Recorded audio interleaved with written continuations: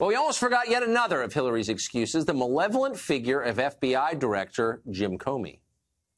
I think the determining factor was the intervention by Comey on October 28th. I mean, as I write in the book, and I could have put much more into the book, and, you know, independent observers like Nate Silver and others say yes, but for that intervention, I would have won. Richard Goodstein advised the Clinton campaign in both 2008 and 2016. He joins us on the set tonight. Richard, this is the key question I've never understood. I mean it with all sincerity. If Hillary Clinton is such a strong woman, she's always telling us she is, why is she playing the victim? Well, she's playing the victim because she was victimized. Let me indulge me with the first point that Mark just made about OJ. The single most telling moment of this whole Russia investigation was James Comey testifying that in the 9 times that he talked with Donald Trump, Trump never once asked, what did the Russians do? Which was like OJ never asking the police what happened to Nicole. He knew. Okay, Trump so knows. That's evidence right there. No, well, that he's not, colluding. It's the dog that didn't bark. Is that what you're saying? This is like a Sherlock Holmes story. His son has already admitted to collusion, right? He's already admitted to collusion. Yeah. You know, it's like going to rob the bank. Unfortunately, he claims the vault was empty, but he definitely tried to rob the bank. Right. Okay. Let me just ask you a bigger question, though.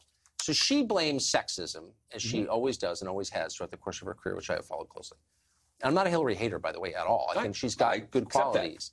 But the sexism trope is annoying because it's so stupid and it's also so patronizing.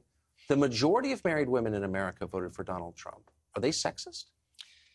Ask Carly Fiorina. Have you asked her whether she was subjected to sexism? Have you asked other leaders of industry? You're missing it. I'm not saying sexism doesn't exist. I'm saying Hillary Clinton is saying that sexism among American voters, their distaste for powerful women, strong women like herself, led to her defeat. And my question is, if sexism played such a role, why did the majority of married women, not men, women, vote for Hillary? It does not make sense, unless they're sexist too, in which case it's a conspiracy more vast than I even imagined. Right. So she actually did better among women than Barack Obama had.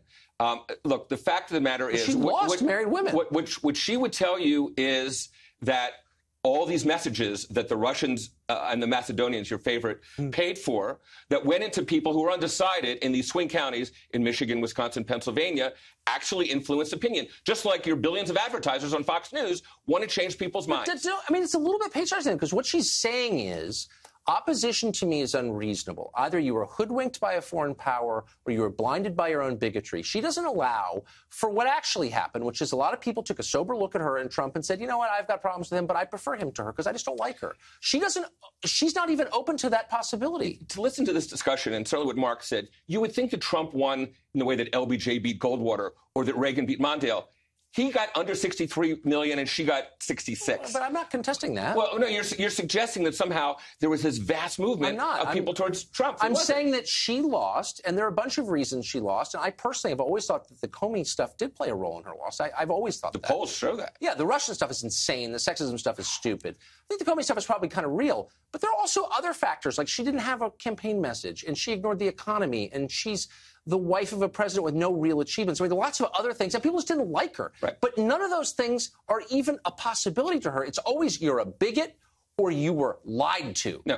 First of all, I don't know if you've read her book yet. I will confess I haven't. No. I'm going to a book event for her in Washington next Tuesday, so I'll read it then.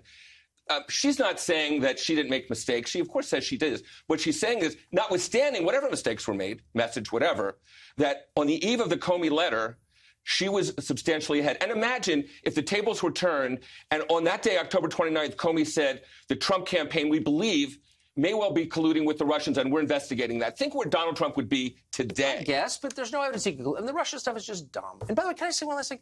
She doesn't seem strong to me. I'm not hitting her on this. She seems very fragile to me and very self-protective. This is someone who can't face her own weaknesses. And that's not a sign of strength. It's the I think opposite. if she were that weak, she wouldn't be going out there putting up with questions from a lot of people on things that are, frankly, not a very pleasant topic, right, of her loss. and what I think she's done, though, is write a book that a future female candidate will use as a touchstone to know not what to do or what not to do, but at least learn from her experience. Yeah, anybody who reads the Hillary Clinton campaign memoir to win... it's to be informed. Lots of luck. It's to be informed. Richard, thank you very much. My pleasure.